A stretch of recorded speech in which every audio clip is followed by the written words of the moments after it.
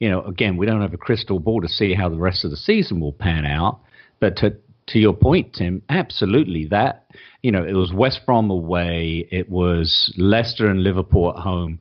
That was in that early fall period of that 16-17 season. And again, had we known that it was going to be so close with Chelsea, then, who knows what could have happened had we performed well in those games. At that point, heck, Chelsea was still below us because they'd gotten off to a horrible start. And it wasn't until November, December when they played us and they kicked on to, just unbeatable at that point. But you're right. It's got to be hit the ground running and be in the top two immediately, hoping that the other team can slip up and you can take advantage of that. But when you're playing catch up like we're doing, we were December, we were 7th behind Burnley until the Christmas period came around. That you can't win a title at that point. And I think the other thing that could have been part of these talks, I don't think Poch gets down to the I need this amount of money in the transfer window. You hear Mourinho, and he'll even say it in his press conferences, I need 200 million, I need 250 million in the transfer window to spend. I think with Pochettino, it's more down to I like this player, he fits my style, go get him. Pay what it is to get this player, whether it's a young player who's only going to cost us 10 million or it's an established player in his prime that's going to cost us 65 million. I think that's what it's more down to with Pochettino is he finds players who he thinks will fit his style, and in the past we've ended up with Vincent Janssen instead of the player he wanted. So I think that probably had to have been part of it, is he wants these players, and with Levy it's been more the bargain buys. I don't know who else we were in for, what was it, 2 years ago, but we end up with Sissoko at the end of the window instead of going after someone that maybe Poch had designated. So I think that might be part of it. What do you think, Kenny? Do you think because it just doesn't seem like it's about money for him and wanting certain funds available. I think he just has a vision in mind and he wants to go and act on that. I think he needs the type, we've talked a little bit. He needs a type of player that fits this system. You just can't go out and get some player that played really well in France or really well for another Premier League team, even if they don't play the same style of play. I think it's so very important to find a player that has the engine that can stay in this system, that realizes they're going to have good games and bad games, that their attitude fits what Pochettino needs in the team as well, and he's not going to come in and disrupt the chemistry. I think that's a really big part of maybe why we don't go out and sign these gigantic, huge players, aside from the fact that there's a transfer fee issue, is that the egos are big enough as they are. As Dele grows, I can see his ego becoming something that Poch really needs to figure out how to rein in. But you have players like Eriksen and Kane that are so good at what they do, but their attitudes are impeccable. They're good people on top of the fact that they're great footballers. So I think it's just a matter of trying to find the right fit. We've been linked to Martial. We've heard rumor and speculation that Mourinho's unwilling to sell to a Premier League club and will not make him part of any deal if Toby does go the other way to United. A lot of rumor and speculation about fullbacks right now. I think this week we got linked to Higazi. Would he fit our system? I don't know. Hell no. A defender for a club that just got relegated. Why would you want that? Obviously there's a problem at the back if you're giving up goals like that. So no, he's De Ligt is the only one that I'm really looking at that says I would love to get that guy in. That one's not happening anymore.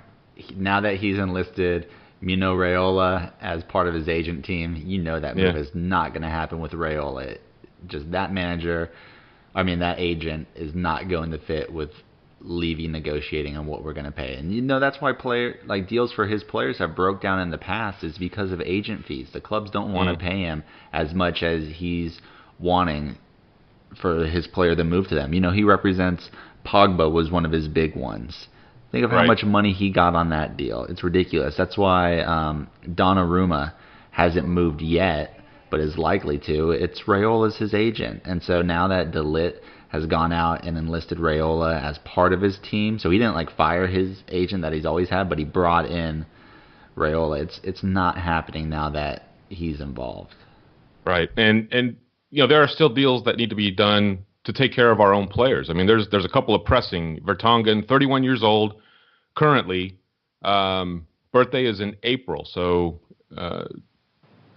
as this, he's still got a ways to go before he hits 32. He just turned 31. Contract expires 2019. Eriksson 2020. Two extremely important cogs, I believe, for at least the next 3 or 4 years for Vertonghen, given the position that he plays. More than likely, deservingly, to wear the captain's armband for this club, as much as Lloris has been captain.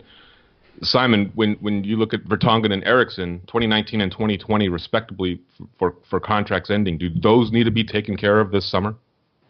I mentioned it earlier. It'd be a great signal of intent if it is. Is it critical that it isn't? No. But again, you don't want that shred of doubt that everyone's putting all their bets on this season being the season to cash in on. If it doesn't happen, then they will. So there's obviously that shred of doubt, but I think it's absolutely critical that this season does show, I hate to say, a win in something, because everyone, that pressure is going to mount at some point. If it doesn't happen this season, then the pressure doubles the following season. And at what point can this young squad continue to perform under that kind of pressure to win something? Because we haven't for 10 years currently, and then 12 years at that point. So that's where I think the doubts will creep in based on the performance. You just can't be getting an A for effort. I disagree on those contract shares. I think it is critical that it has to be done this summer, especially when you're looking at Vertonghen. You just don't let players enter the last year of their contract. You don't start a season with 12 months left, because then you run into problems like Arsenal had, where they got to get rid of them. So I think with Vertonghen at that point will be, 32? He'll be turning 32, but I think with him, it's still the last year of his contract. I think he is way more important to this club in terms of the leadership that he brings, especially with young center backs learning from him in Carter Vickers, Foyth, and Sanchez. I think keeping Vertonghen around, even as he gets older, is crucial to their development. But you don't let him enter the last 12 months of his contract starting a season. So I think Vertonghen's critical. And then Eriksson, he'll expire in 2020, but if you don't get it done this next season, you're looking at a summer when he has 1 year left, and that really diminishes any value he's going to have in the market if he's not going to re-sign. With that type of player, how young he is, and with the teams that are looking at him, I don't think you want to let Eriksson's get past this year either. And also, I think that's what part of Pochettino's meeting with him was. I saw a paper saying he made a stop in Copenhagen on his way to Barcelona. That's not a stop. That's not on the way. That's a detour. He went to meet with Eriksson for dinner the day he signed his contract, knowing, he's having dinner with him that night. He knows that this deal is going to be announced the following morning.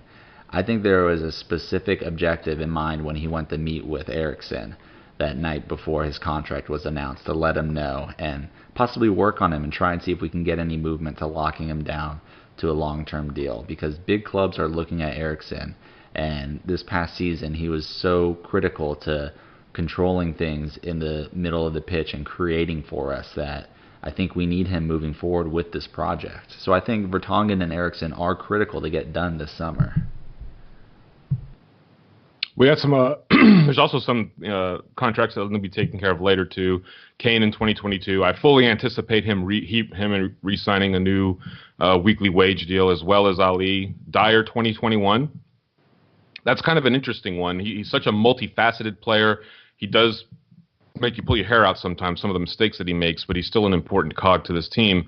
And Lloris is lined up until 2022. You also have Lamela and Son. Lamela I think they can do a club option contract extension through 2020. Do you think they'll do that, Tim?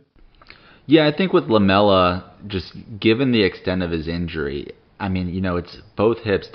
I know that you saw that video that he posted, the recovery he had to do. I think you still need to see a little more from Lamela, not in terms of, he produced it on the pitch when he came back, but we want to see how that holds up. Because it's only been, the last 5 months he's been playing after being off for a full year. So I think before you extend Lamela, since it is 2020, he's not going to be in those last 12 months of his contract. I think that's something that could be done this next year or next summer, but I think we want to see how his hips hold up and if he's able to continue or if there's a regression, because with that type of injury, I don't know if you want to be talking about long-term extensions when you have that option to extend it to the next year. I don't think it's necessary for Lamela. Son, on the other hand, I just don't know. I mean, because he doesn't have those injuries, and you've seen what he's done in scoring goals the last 2 seasons. I think that's a player that you want to lock down, but I know there are concerns out there, I guess, for his military status. Do you want to extend someone who might be pulled away due to obligations for his home country to serve in the military? I don't really know what the status on that is, or if he's going to opt out of it. I think that also depends on how they do in their own competitions, the Asia Cup of Nations, but those two are kind of interesting because you got the injuries and then the military status that could affect their long term. So I don't know if you want to offer them those big deals at this moment or if you just want to wait and see what happens. Does it also matter about maybe who we sign? I mean, if we can somehow get a Martial, is that a like for like, and then Son doesn't become so imperative to keep on the books? Yeah, I mean, I think it would be, because then it becomes congested at that position, and are you really wanting to sign someone and extend them when you have other options that are there for longer term and you want to move forward with them? So I think those signings could definitely impact the deals for Lamela and Son. And like those players you mentioned earlier, Kane, Ollie, Dyer, Lloris, Vertonghen, and Eriksson, those are our leaders. That's the core of the team.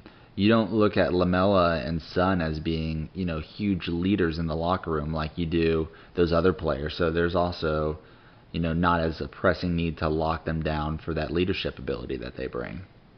Chairs, I know you posted something earlier in the week about Toby, kind of detailing how many matches he's missed, how many days of work he's missed due to injury here the last couple of years.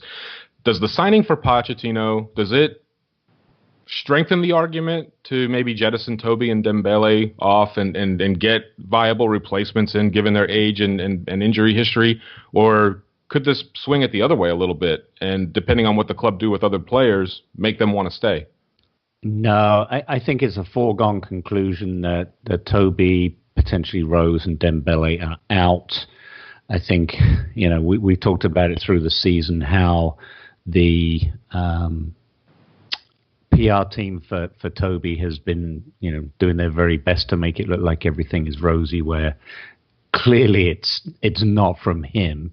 So I think the noise of him going, and of course it's just come up in the last 24, 48 hours that there's no interest from Manchester United in taking Toby off our hands and Martial going the other way, or so they'll have us believe. So if that makes that dead in the water, does the club still sell him? And again, that has been put out there, but still at 75 million quid, which is, I know that's Virgil van Dijk money, but yeah, Virgil van Dijk's a little younger and less prone to injury than Toby.